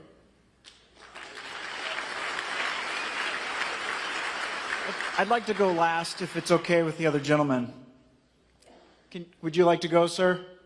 No. Please go. Thank you. Mr. Musk, thank you so much for coming to Wisconsin. I just want to thank you for calling out bad ideas on X. You do that like every 30 minutes, and if I don't see something, I'm like, wow, is Elon okay? Yeah. Yeah. And we all know that ideas have consequences, and bad ideas have victims. And thank you for speaking up for victims. And a few nights ago when you spoke with Brett Baer, when you were being interviewed, and he asked you, what keeps you up at night? And like that other question, you answered. And you paused, and it was depopulation. And I was waiting for you to say, like, oh, the death threats against my life, or the national debt, but depopulation. Yeah, depopulation is a really big deal. It's not on people's radar. Why is that? Well, I think we haven't yet evolved to deal with depopulation. You know, I guess it's something we better evolve to deal with, or we're going to disappear. And once the depopulation ball starts rolling, you know, it seems to gather up speed. I mean, you can look at sort of cases like Korea and Japan, which are, you know, much further ahead or behind, depending on how you look at it. That like the population decline there is much worse. Japan is an absolute population decline, so they're losing about, I think, roughly 1 million people a year of population, and that's going to accelerate. Korea has only a third replacement rate, which means that in 3 generations, the country will be 3 or 4% of its current size. Like basically, all that'll be left is a small portion of the capital city. And I keep waiting for the birth rate to turn around, but it doesn't. It seems like population collapse accelerates. That's why I think it's a very serious matter. If you believe in humanity at all, you should care about this a lot. And then, you know, that's sort of, but that, you know, that's a sort of long-term thing. And the short-term thing is that America needs to be financially solvent. You know, that's what Doge is about, trying to just make sure America is financially solvent. And then there's also the risks of AI. So we want to make sure that that AI is maximally truth-seeking, and, you know, ideally has sort of values that most Americans would agree with. That it's a pro-human AI, that it wants to foster the future of humanity. You know, those are the things that I think about. So, thanks. Elon, my name is Matt Haas, like Bonanza, Big Haas. I own and operate a small business here in the Fox Valley. And tomorrow I actually get the honor and the privilege to host Brad Schimmel at our shop, Springhetti Landscaping. Great. If anyone's in the valley, Sounds good. come down, 4:30 tomorrow. We're having a shindig to have Brad stop by. He's going to come and give a little speech, get some, that's what this was about, was Brad's election. Yes. And so I just wanted to say, in your opinion, what is Brad going to do for small business owners like myself? Well, I think he's going to help get the government off your back. So that's a big deal. You know, for anyone that starts a business, you know, it's like you used to just be able to open a store and not get like a zillion permits and licenses and everything. You know, that's how America, you wanted to make a product, you just made the product. And you didn't have to satisfy a massive body of regulations and get a permission from all sorts of agencies. So hopefully, Justice Schimmel is, you know, supports that and helps get the government off your back. All right. So let me finish by saying, obviously, yeah, those at the state level will be cool. But just remember, like, the importance of the election on Tuesday is gigantic. It could decide the future of the House of Representatives. It could decide then the future of America and the future of the world. So it's absolutely critical that you need to just drag friends and family to vote on Tuesday for Justice Schimmel and for voter ID. So, thank you. Thank you, guys. Thank you.